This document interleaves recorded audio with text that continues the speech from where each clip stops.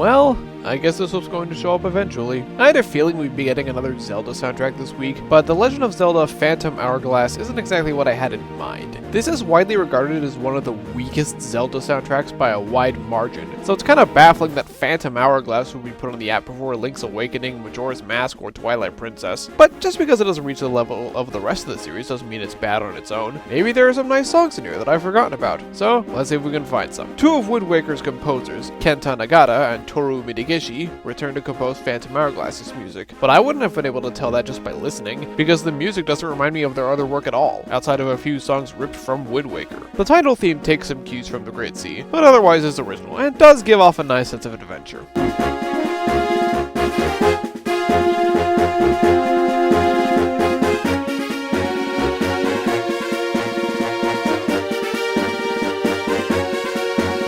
The Pirate Ship is a song from Wind Waker, and unfortunately it's kind of a showcase for the biggest issue I have with Phantom Hourglass's music, the sound font. I mentioned in my video on New Super Mario Bros. That I didn't really like the DS's sound hardware, and Phantom Hourglass is what I had in mind when I said that. Well, the original song on the GameCube was goofy and fun. This version just sounds incredibly fuzzy, particularly the synthetic brass. It feels like they just compressed the song to fit on the DS, and I don't like the results.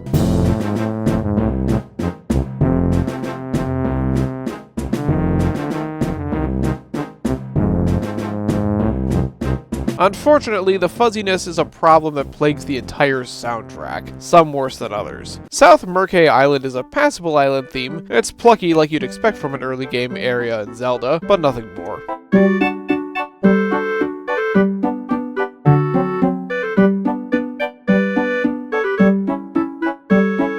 Another problem a lot of songs in this game have is repetition, in that the songs are very short loops that get really annoying when you spend a while in an area. The cavern theme is 4 seconds long, and that gets grating fast.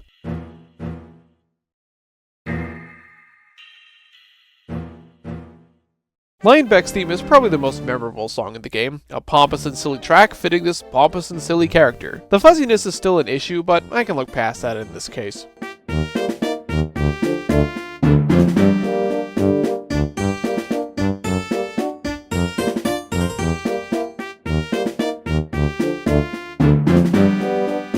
Beatles' shop theme made the transition to the DS pretty smoothly. It's never been a favorite of mine or anything, but kudos to the sound team for making it sound nice on lesser hardware.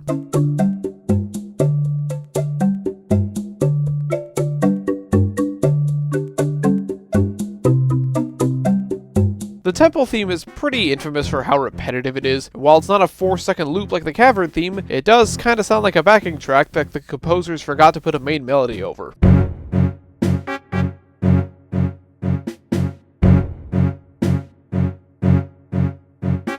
The battle theme isn't bad though. It's fairly lengthy and conveys a decent sense of urgency.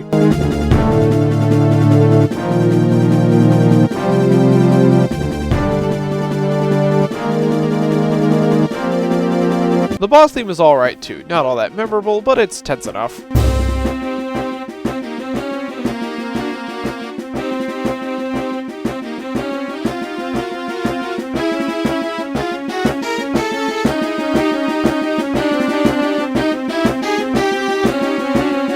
North Murkay Island is also repetitive and dull. It constantly sounds like a proper melody is about to come in, but never does.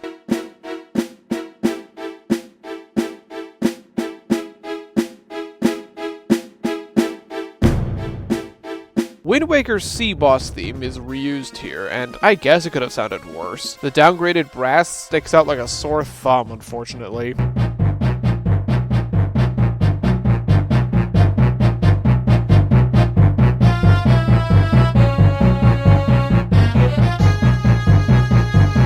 Foggy Seas is a decent remix of Ganon's theme, which is weird because Ganon isn't in this game, but I like the military march beat.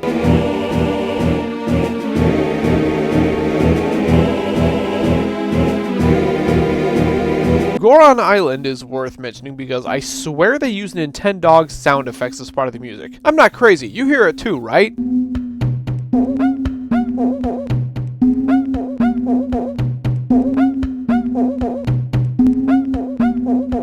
Bellum has a few boss themes, and my favorite is the Ghost Ship phase. It's not all that epic, but it has a nice beat and MIDI trumpets that get you pumped up for the fight.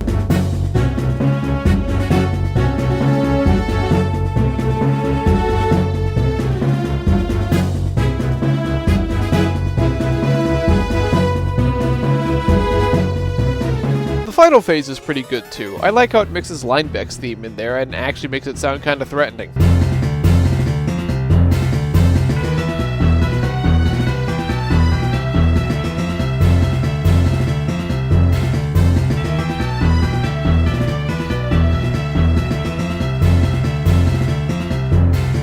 In case you can tell by the tone of my voice, I don't like Phantom Hourglass's music all that much. It's not that the music is terrible, because outside of a couple overly repetitious loops, it's not. But most of the soundtrack is incredibly forgettable, which is a crime for Zelda music. The DS's sound hardware doesn't help in the slightest. The MIDI instruments used make the songs sound cheap, and I think I've made my point about the fuzzy sound quality by now. The DS has some great soundtracks on it, but this is certainly not one of them. I'm going to rank The Legend of Zelda Phantom Hourglass at 80th place, behind Super Mario Bros, but ahead of Tomodachi Collection. It's a bit tricky since Phantom Hourglass has way more tracks than the NES games just ahead of it, but its music pales in comparison to those classics in my opinion. But at least this game has 2 or 3 songs I'll remember, which is better than Tomodachi Collection's 1, so that's something. I'll see you next time for the next episode of Nintendo Music Weekly. Sorry that this video was a more negative one, but like I said with Yoshi's Crafted World, getting the not so good soundtracks out of the way means we'll have more good ones to look forward to. And don't worry, Spirit Tracks' music is way better. I can already tell you that.